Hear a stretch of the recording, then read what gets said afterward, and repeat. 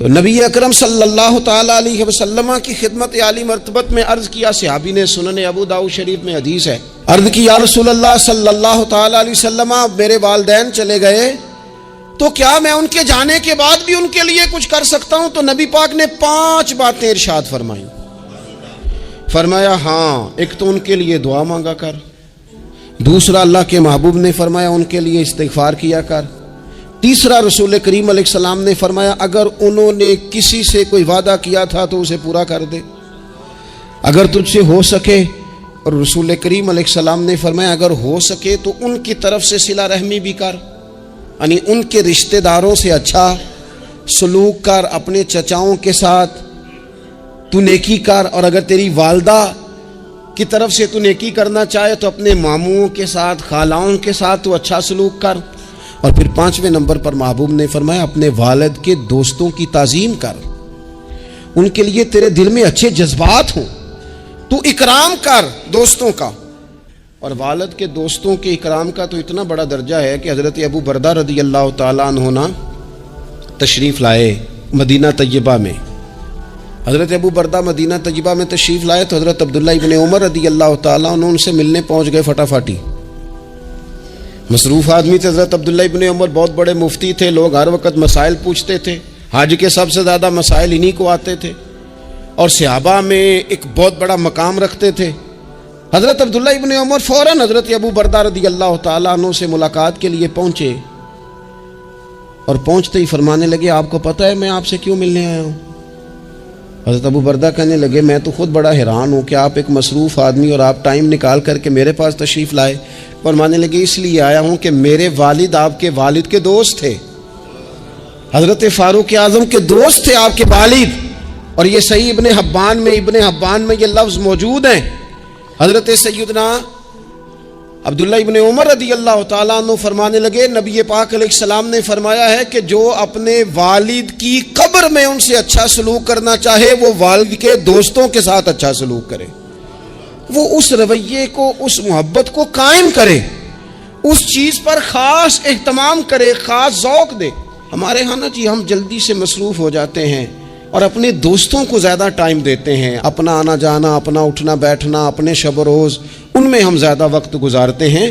کرنے کا کام یہ ہے کہ تھوڑا ٹائم نکال کے، تھوڑی فرصت دیکھ کر اس پر تھوڑی توجہ دی جائے۔ اسی طرح معروف روایت سیاستہ میں موجود ہے، حضرت مالک بن دار کہتے ہیں کہ میں حضرت عبداللہ ابن عمر کے ساتھ جا رہا تھا تو میں نے دیکھا ایک بدو ننگے پاؤں اور ننگے سر آ رہے ہیں۔ حضرت عبداللہ ابن عمر نے فٹافٹ انہیں اپنی سواری بھی دے دی، سیاستہ سے حدیث عرض کر رہا ہوں، سواری بھی دے دی اور پگڑی بھی دے دی۔ فرماتے میں نے عرض کی حضرت عبداللہ ابن عمر سے کہ حضور یہ بدو ہیں، یہ تو تھوڑے سے نذرانے پہ بھی خوش ہو جاتے، آپ کوئی عام معمولی سا تحفہ بھی دیتے تو راضی ہو جاتے، اور آپ نے پگڑی بھی دے دی اور گھوڑا بھی دے دیا۔ حضرت عبداللہ ابن عمر کہنے لگے یہ کوئی عام آدمی نہیں، یہ میرے والد کے دوست ہیں، اور والد کے دوستوں سے محبت کرنا یہ ہمیں رسول رحمت نے سکھایا ہے۔ آئینہ دیکھتے ہمارے نوجوان بھی سارا دن آئینے کے آگے کھڑے رہتے ہیں، کبھی بال اس طرح کے بناتے ہیں، کبھی اس طرح۔ تو میرا کئی دفعہ دل کرتا ہے کہ میں ان سے کہوں کہ تو آئینے کو کہہ رہا ہے جھوٹ بول، پر وہ کیسے بولے؟ تو کہہ رہا ہے آئینے کو کہ تو کیا سب سے پیارا تو ہی لگ رہا ہے، پر وہ کیسے بولے؟ اس نے تو سچ بتانا ہے۔ ان کو آئینہ جو دکھایا تو برا مان گئے۔ تو میرے عزیز یاد رکھیے گا نبی پاک صلی اللہ علیہ وسلم بھی آئینہ دیکھتے ہیں۔ آئینہ دیکھنا حضور کی سنت ہے، کوئی سنت سمجھ کے آئینہ دیکھے گا تو ایک دفعہ دیکھنے پر 100 شہیدوں کا ثواب ملے گا۔ لیکن نبی پاک صلی اللہ علیہ وسلم آئینہ دیکھتے کیا کہتے؟ اللہم انت حسنت خلقی فحسن خلقی۔ یا اللہ، یہ دیکھیں حضور نے ہمیں سکھایا ہے، یا اللہ جس طرح تو نے میری صورت اچھی بنائی ہے میری سیرت بھی اچھی بنا دے۔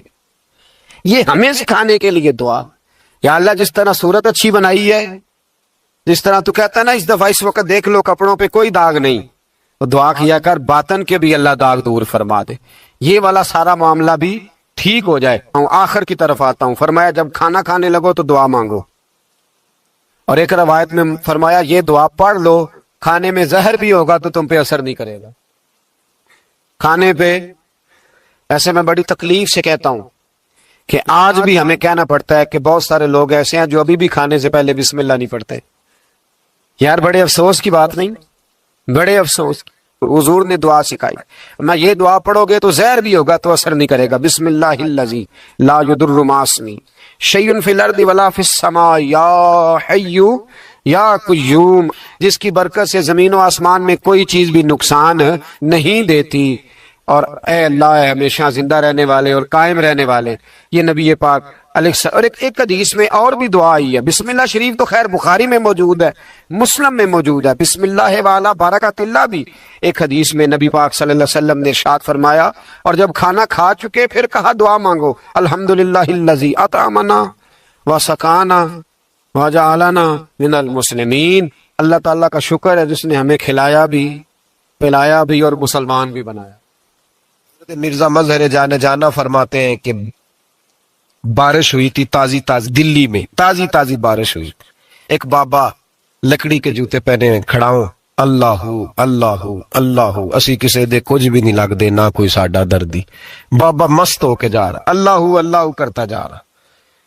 ایک طوائف اپنے کوٹھے سے اتر کے تو سیڑھیوں پہ بیٹھی تھی، ساتھ اس کا یار بھی بیٹھا تھا، بابا اپنی مستی میں جا رہا، تو بابا جی کے پیروں سے کچھ مٹی اڑی تو اس عورت کے کپڑوں پہ پڑ گئی، پرواہ نہیں، بزرگ گزر رہے، وہ یار اس کا دوڑا ہوا آیا، اس نے آ کے تھپڑ مارا، کا خیال نہیں سارے اس کے کپڑے آلودہ کر دیے، تو کدھر تیرا دماغ نہیں ٹھیک؟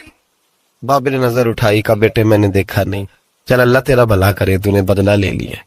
بابا جی چپ کر کے وَإِذَا خَاطَبَهُمُ الْجَاهِلُونَ قَالُوا السَّلَامَ، چپ کر کے گزر گئے۔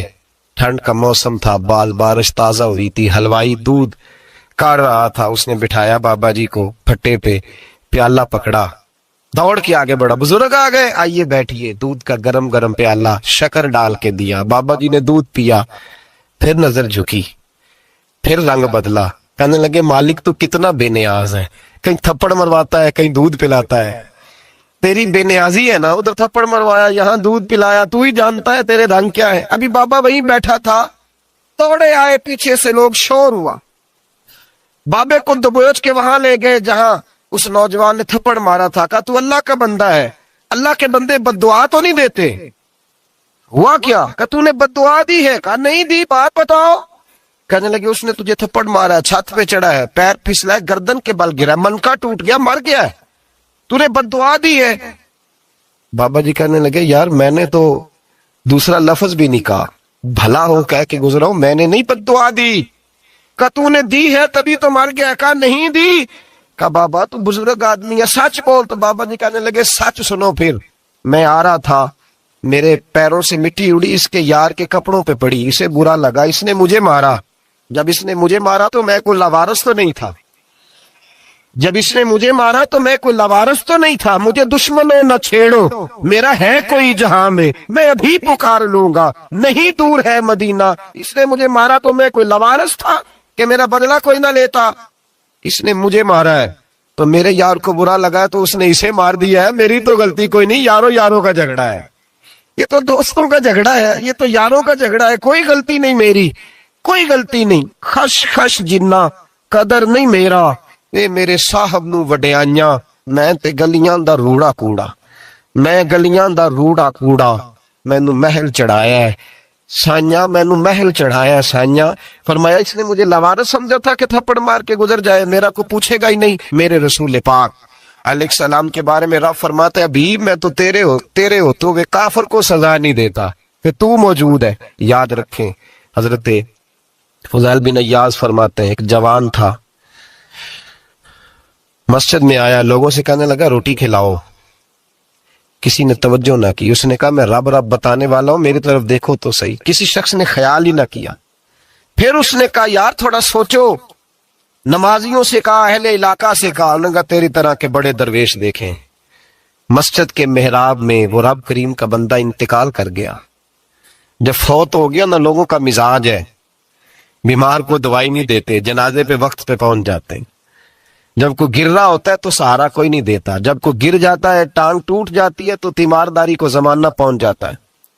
اور بزرگ وہ نوجوان اللہ کا نیک بندہ مسجد کے محراب میں فوت ہو گیا۔ حضرت فضیل ابن ایاز کہتے ہیں امام صاحب نے اعلان کیا چندہ دو، کوئی لاوارث فوت ہو گیا، کفن دینا۔ چندہ کٹھا ہوا، کفن خریدا، جنازہ پڑا، عشاء کے بعد دفن کر کے آئے. فجر کی نماز کے لیے جب امام اور مؤذن مسجد میں آئے تو چیخیں مارنے لگے, تڑپنے لگے, دور دور تک آوازیں پھیل گئی, دنیا دوڑی آئی. کیا ہوا؟ کہنے لگے وہ جو تم نے کفن پہنایا تھا وہ یہاں پڑا ہوا ہے, اور دیکھو کفن پہ تحریر لکھی ہے. تحریر کیا ہے؟ عرش کے مالک نے فرمایا میرے دوست نے روٹی مانگی تم نے دی نہیں, اس نے تمہیں میرے قریب کرنے کے لیے اپنی طرف توجہ کرائی, تم نے کی نہیں, اور میرا یار تمہارے کفن کا محتاج تھا. سنبھال کے رکھو اپنا کفن, میں نے اسے جنت کا لباس عطا فرما دیا, سنبھال کے رکھو. یہ کوئی لاوارثوں کا ٹولہ ہے؟ یاد رکھیں جو وارث والے ہیں, وارث والے ان کا رنگ اور ہے.